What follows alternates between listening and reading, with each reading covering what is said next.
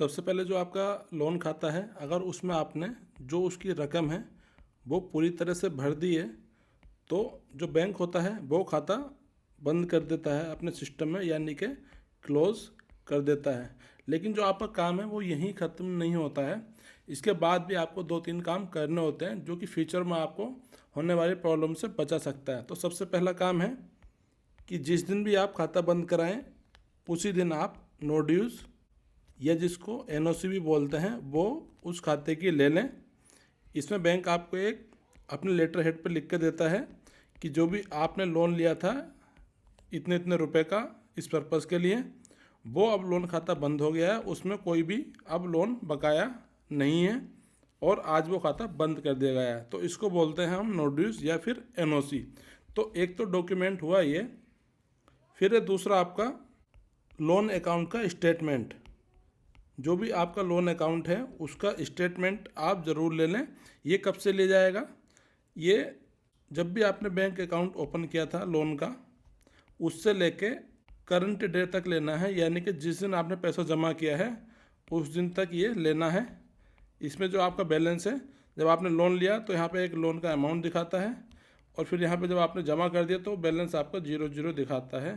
तो 0 बैलेंस के साथ जो भी एक स्टेटमेंट है वो यहाँ पर आप ले लें, चाहे ये 2-3 साल का हो या 1 साल का हो, 3 साल का हो, वो आप पूरा लें, जिससे कि इन फ्यूचर आपको जब भी कोई प्रॉब्लम हो तो आप ये स्टेटमेंट दिखा सकते हैं। अगर आपकी सिविल में कोई प्रॉब्लम है या इन फ्यूचर में कोई भी आपको रेफरेंस लेना है तो ये आपका स्टेटमेंट बहुत काम आता है।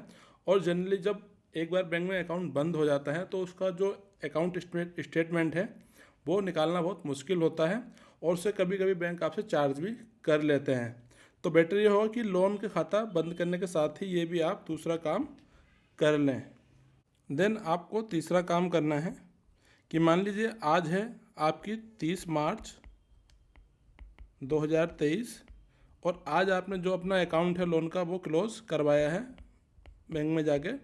तो आपको ये देखना होगा कि 10 से 12 अप्रैल 2023 तक जो आपकी सिविल है वो आप जनरेट करके देखें एक बार।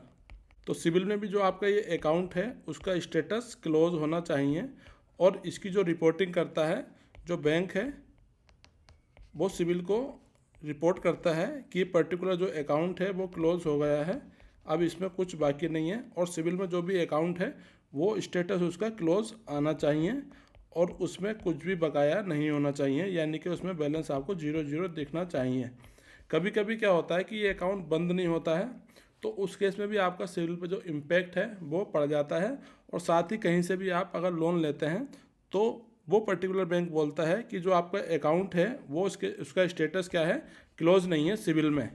तो वहाँ पर आपको जब अगला लोन लेने आप जाते हैं तो उसमें दिक्कत आपकी हो सकती है और वो बैंक आपसे पूरी डिटेल यहाँ पर मांगता है, नो ड्यूज प्लस स्टेटमेंट, अगर आपका स्टेटस क्लोज वहाँ पर नहीं शो हो रहा होता है सिविल में। तो बेटर है कि आगे होने वाली प्रॉब्लम से बचने के लिए आप सिविल भी एक बार चेक कर लें।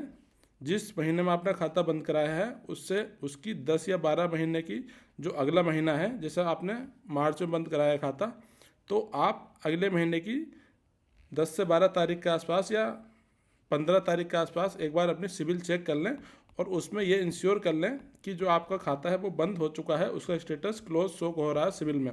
अगर ऐसा मान लीजिए नहीं होता है तो आपको वापस बैंक को अप्रोच करनी है और उनको बताना है कि जो आपका खाता बंद हुआ था वो सिविल में जो उसका स्टेटस है वो क्लोज शो नहीं हो रहा है, तो उसका फॉलोअप करना है और ये आपको स्टेटस आपका क्लोज में कन्वर्ट कराना है।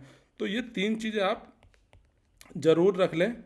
अगर कहीं आपको नोटिस देना भी पड़े तो वो आप जनरली ओरिजिनल ही मांगा जाता है तो ओरिजिनल दे दें, लेकिन साथ में उसकी एक फ़ोटोकॉपी भी ज़रूर रख लें। यही आपको करना है लोन स्टेटमेंट के साथ भी, उसकी भी एक फ़ोटोकॉपी आप अपने पास रखें, क्योंकि आपने ओरिजिनल दे दिया तो उसके बाद बैंक द्वारा से आपको नोटिस नहीं देता है, साथ ही लोन अकाउंट स्टेटमेंट निकालना भी मुश्किल होता है। तो ये अगर 3 काम आप कर लेंगे तो जो भी आपके फ्यूचर की प्रॉब्लम है वो आपको फेस नहीं करनी होंगी।